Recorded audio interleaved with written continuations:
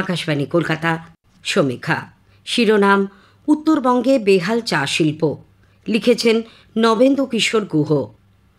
উত্তরবঙ্গের শিল্প বলতে মূলত চা শিল্পকেই বোঝায়।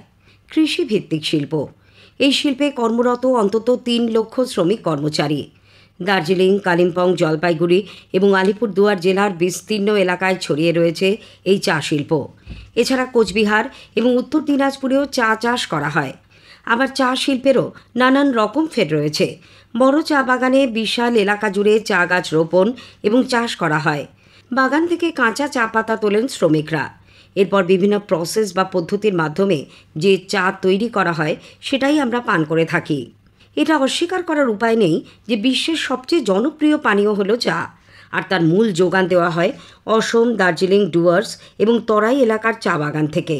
দক্ষিণ ভারতের বিভিন্ন স্থানেও চায়ের উৎপাদন হয়ে থাকে।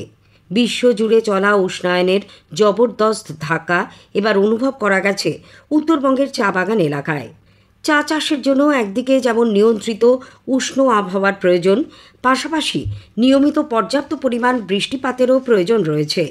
গত বছর উত্তরবঙ্গের চা বাগান এলাকায় স্বাভাবিকের তুলনায় তাপমাত্রার আধিক্য লক্ষ্য করা গিয়েছিল। তবে যথেষ্ট বৃষ্টিপাতের ফলে পরিস্থিতি সামাল দেওয়া সম্ভব হয়, যদিও উৎপাদনের পরিমাণ আগের তুলনায় সামান্য কমেছিল। এবার উত্তরবঙ্গে আবহাওয়ার খামখেয়ালিপনার কারণে চা পাতা উৎপাদন হচ্ছে স্বাভাবিকের তুলনায় উল্লেখযোগ্য পরিমাণে কম।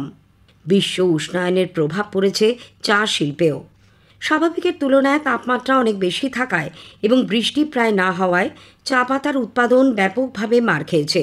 এর ফলে সবচেয়ে দামি ফার্স্ট ফ্লাশ এবং সেকেন্ড ফ্লাশের চা পাতা যথেষ্ট পরিমাণে যোগান দেওয়া সম্ভব হয়নি চলতি বছরে, যার জেরে সামগ্রিকভাবে মার খেতে পারে চা শিল্প। একদিকে উত্তরবঙ্গে রয়েছে বেশ কয়েকটি রুগ্ন চা বাগান।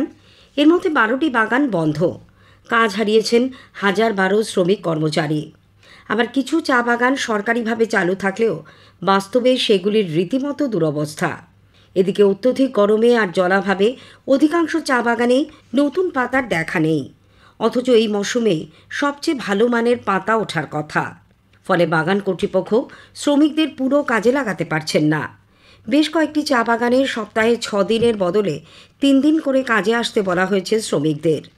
চা শ্রমিকদের নো ওয়ার্ক নো পে ভিত্তিতে মজুরি দেওয়া হয়। বেশ কয়েকটি চা বাগানের শ্রমিকরা আগের তুলনায় অর্ধেক মজুরি পাচ্ছেন বলে অভিযোগ উঠেছে। বাকি বাগানগুলির মালিকপক্ষ একই পথে চলতে পারেন বলে আশঙ্কা করছে শ্রমিক মহল। অনিশ্চয়তার এই পরিবেশে অনেক শ্রমিক কার্যত বাধ্য হয়ে চা বাগানের কাজ ছেড়ে অনেক সময় কর্তৃপক্ষকে অন্ধকারে রেখেই ভিন রাজ্যে চলে যাচ্ছেন বেশি মজুরির আশায়। বাপ ঠাকুরদার আমল থেকে উত্তরবঙ্গের চা বাগানে বসত করা হাজারো স্থায়ী শ্রমিক পরিণত হয়েছেন পরিযায়ী শ্রমিকে। সব মিলিয়ে উত্তরবঙ্গের চা শিল্পের অবস্থা ভালো নয়। ফ্যাক্টরিওয়ালা বড় চা বাগানের চাইতেও খারাপ অবস্থা ক্ষুদ্র চা বাগানগুলির। চা পাতার ভালো বাজার থেকে উত্তরবঙ্গের বহু কৃষক ধান, আনারস কিংবা সবজির চাষ বাদ দিয়ে সেই জমিতে চা গাছ লাগিয়েছিলেন। 1 একর থেকে 25 একর পর্যন্ত জমিতে যারা চায়ের চাষ করেছেন তাদের ক্ষুদ্র চা চাষি বলা হয়ে থাকে। 25 একরের বেশি আয়তনের বাগান হলে তাকে বলা হয় প্রজেক্ট চা বাগান। উত্তরবঙ্গে এমন ক্ষুদ্র চা চাষির সংখ্যা 50,000 পেরিয়ে গেছে। আবহাওয়ার প্রতিকূলতায় এই সমস্ত ক্ষুদ্র চা চাষির অবস্থা খুবই খারাপ।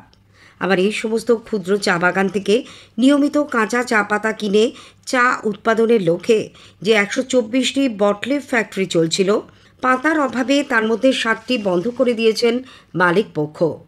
ডুয়ার্সের নাগরাকাটা থেকে টি রিসার্চ অ্যাসোসিয়েশন সূত্রে জানা গেছে, গত বছর এপ্রিলে যে পরিমাণে চা উৎপাদন হয়েছিল, চলতি বছরের এপ্রিল মাসে তার চেয়ে উৎপাদন কমেছে প্রায় অর্ধেক। এর কারণ অবশ্যই ডুয়ার্সে উল্লেখযোগ্য রকমের কম বৃষ্টিপাত, আর তার সঙ্গে যোগ হয়েছে তাপমাত্রা বৃদ্ধি। মে মাসে পরিস্থিতি আরও খারাপ হবে বলে আশঙ্কা করছে চা শিল্প সংশ্লিষ্ট মহল। প্রাকৃতিক পরিস্থিতির মোকাবিলা কিভাবে সম্ভব তা ভেবে উঠতে পারছেন না কেউই। এ থেকে উত্তরণের কোনো পথ খুঁজে বের করা সম্ভব না হলে চা শিল্পের সংকট যে আরও বাড়বে তা বোধহয় বলার অপেক্ষা রাখে না। সমীক্ষা শেষ হলো। এটি লিখেছেন নবেন্দু কিশোর গুহ।